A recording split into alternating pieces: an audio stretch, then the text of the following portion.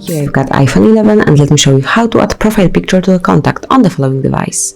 So at first, let's open the phone dialer, then go to the contacts.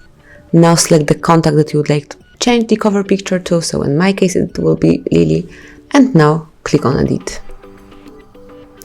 Now simply by tapping on add photo over here, you can pick the photo that you would like to change, so you can pick one from the suggested one, you can select one from the shortcuts, or you can pick something from your photos if you want to by tapping on all photos, go to recent or to some album and then select the picture that you would like to add to this contact. So let me pick this one.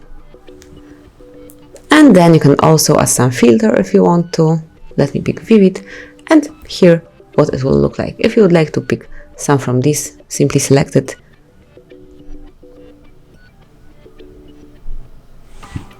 And now personalize it, so finally select the color, it can be this one, and click on done.